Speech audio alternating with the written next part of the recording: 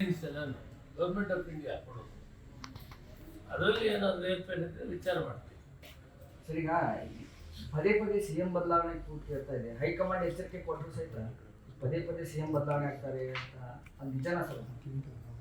ಏನು ಬದಲಾವಣೆ ಆಗಲ್ಲ, ಅವರೇ ಇರ್ತಾರೆ. ಈ ಪರಮೇಶ್ವರ್ ಅವರೆಲ್ಲ ದೆಹಲಿ ಹೊಂಟಿದ್ದಾರೆ ಸರ್. ಈ ಡಿ ಕೆ ಶಿವಕುಮಾರ್ ಅವ್ರು ದೂರು ಕೊಡೋಕ್ಕೆ ಅವ್ರ ಅಭಿಮಾನಿಗಳೆಲ್ಲ ಸಿಎಂ ಅವರೇ ಅಂತ ಹೇಳ್ತಿದ್ದಾರೆ ಅಂತೇಳಿ ಆ ವಿಷಯ ನನ್ನ ಗಮನಕ್ಕೆ ಬಂದಿಲ್ಲ. ಸರ್, ಇವತ್ತಿನ ಕಾರ್ಯಕ್ರಮ ನನ್ನ ಹತ್ರ ಅವರು ಆ ವಿಷಯದಲ್ಲಿ ಚರ್ಚೆನೂ ಮಾಡಿಲ್ಲ. ಇವತ್ತಿನ ಕಾರ್ಯಕ್ರಮ ನಾವು ಕನ್ಸ್ಯೂಮರ್ಸ್ ಕೋರ್ಟನ್ನು ಈ ದಿನ ಪ್ರಾರಂಭ ಮಾಡ್ತೀವಿ. ಸುಮಾರು 7 ಜಿಲ್ಲೆಗಳಿಗೆ ಇದಕ್ಕೊಂದು ಪರಿಹಾರ ಸಿಗ್ತದೆ. ಕನ್ಸ್ಯೂಮರ್ಸು ಪ್ರಾಬ್ಲಮ್ಸ್ ಏನಿದೆ ಗ್ರಾಹಕರು, ಆ ಪ್ರಾಬ್ಲಮ್ಸನ್ನು ನೇರವಾಗಿ ಈ ಕೋರ್ಟ್ಗೆ ಅವರೆಲ್ಲ ಬೆಂಗಳೂರಿಗೆ ಬರೋ ಕೆಲಸ ಇರಲ್ಲ. ಅವರು ಇಲ್ಲೇ ಅವರ ಅಹವಾಲುಗಳನ್ನು ಸ್ವೀಕರಿಸಿ ಅವರಿಗೆ ನ್ಯಾಯ ಕೂಡ ಮಾಡೋದಕ್ಕೆ ಇವತ್ತು ನಮ್ಮ ಜಿಲ್ಲಾ ಉಸ್ತುವಾರಿ ಸಚಿವರಾದ ಸತೀಶ್ ಜಾರಕಿಹೊಳಿ ಅವರು ಮತ್ತು ಈ ಭಾಗದ ಶಾಸಕರು ಮತ್ತು ನಾವು ಮತ್ತು ಲಕ್ಷ್ಮೀ ಹೆಬ್ಬಾಳ್ಕರ್ ಒಟ್ಟಿಗೆ ಸೇರಿ ಈ ಕಾರ್ಯಕ್ರಮವನ್ನು ಇವತ್ತು ಮಾಡ್ತಾ ಇದ್ದೀವಿ. ಸರಿ, ಆದ ಮೇಲೆ ನಾನು 3 ಗಂಟೆಗೆ ಸುವರ್ಣಸೌಧದಲ್ಲಿ ನಮ್ಮ ಬೆಳಗಾಂ ರೆವಿನ್ಯೂ ಡಿವಿಷನ್ ಬರುವ ಎಲ್ಲ ಜಿಲ್ಲೆಗಳ ಡಿ ಡೆಪ್ಟಿ ಡೈರೆಕ್ಟರ್ಸು, ಆಮೇಲೆ ನಮ್ಮ ಇಲಾಖೆಯ ಮೌಲ್ಯಮಾಪನ ಇಲಾಖೆಯ ಅಧಿಕಾರಿಗಳು ಮತ್ತು ಫುಡ್ ಕಾರ್ಪೊರೇಷನ್ ಅಧಿಕಾರಿಗಳು ಎಲ್ಲರನ್ನೂ ಒಟ್ಟಿಗೆ ಕರೆದಿದ್ದೀನಿ.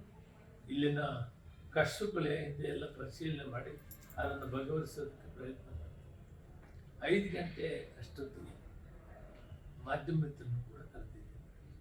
ಆಗ ನಿಮ್ಮ ಅಹವಾಲಲ್ಲಿ ತಾವು ಸಾರ್ವಜನಿಕರ ವಿಷಯಗಳನ್ನು ಏನು ಕೊಂದುಕೊಳ್ತೀವಿ ಹೇಳ್ತೀನಿ, ಅದಕ್ಕೆ ನಾನು ಹೇಳ್ತೀನಿ ಉತ್ತರ, ಮತ್ತು ಸರಿ ಮಾಡೋದಕ್ಕೆ ಸರಿ ಮಾಡೋಣ. ಬಹಳ ಮುಖ್ಯವಾದ್ದು ಕನ್ಸ್ಯೂಮರ್ಸ್ ಕೋರ್ಟ್ ಕಾರ್ಯಕ್ರಮ ಈ ದಿನ ಈ ಭಾಗದ 7 ಜಿಲ್ಲೆಗಳಿಗೆ ಅನುಕೂಲ ಆಗ್ತದೆ. ಗ್ರಾಹಕರಿಗೆ ಬಹಳ ನೇರವಾಗಿ ಪರಿಹಾರ ಸಿಗುವಂಥದ್ದು ಕಂಪ್ಲೇಂಟ್ ಕೊಟ್ಟು ಈ ಕಾರ್ಯಕ್ರಮ ಈ ದಿನ 12ವರೆಗೆ ಕಾರ್ಯಕ್ರಮ ಮಾಡ್ತೀವಿ. ಸರಿ, ತೂಕದಲ್ಲಿ ಅದು ಮೋಸ ಮಾಡ್ತಿದ್ದಾರೆ ಅಂಗಡಿಗಳಲ್ಲಿ, ಅವ್ರಿಗೆ ಯಾವ ರೀತಿ ಕ್ರಮ ಕೈಗೊಳ್ತೀವಿ? ಅವ್ರ ಮೇಲೆ ಕೂಡ ಪೆನಾಲ್ಟಿ ಹಾಕ್ತೀವಿ ಮತ್ತು ಅಂಗಡಿ ಸೀಸ್ ಮಾಡ್ತೀವಿ.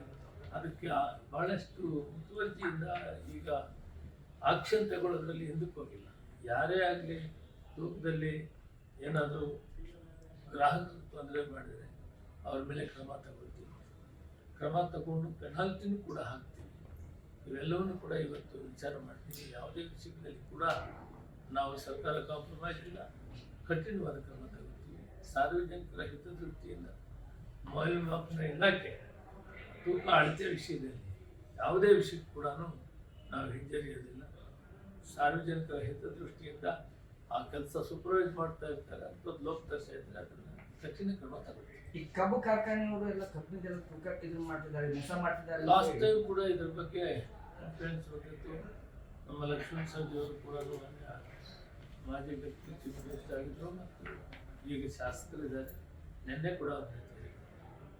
ಈ ಸಾರಿ ಅಂತೂ ನಾವೀಗಾಗಲೇ APMCಯಿಂದ ಈ ವೇಯಿಂಗ್ ಬ್ರಿಡ್ಜಸ್ಸನ್ನು ಮಾಡೋದ್ರ ಮುಖಾಂತರ ಪ್ರಾಮಾಣಿಕವಾಗಿ 1 kg ಕೂಡ ತೊಂದರೆ ಆಗ್ತದೆ.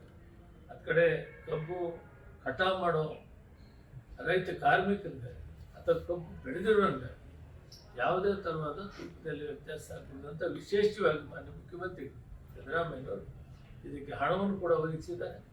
ನಾವು ಎಲ್ಲ ಕಬ್ಬು ಶುಗರ್ ಕಾರ್ಖಾನೆ ಏನಿದೆ ಸುಮಾರು 78-79 ಇರ್ಬೋದು, ಆ ಎಲ್ಲ ಕೂಡ ವೇಯಿಂಗ್ ಮಿಷಿನ್ಸನ್ನು ಸಪ್ರೇಟಾಗಿ ನಾವೇ ಹಾಕಿ ತೂಕದಲ್ಲಿ ತೊಂದರೆ ಆಗದಂತೆ ರೈತನಿಗಾಗಲಿ ರೈತ ಕಾರ್ಮಿಕರಿಗಾಗಲಿ ರಕ್ಷಣೆ ಮಾಡೋದಕ್ಕೆ ಒಂದು ನಿರ್ಣಯ ತೆಗೆದುಕೊಂಡಿದ್ದೀವಿ.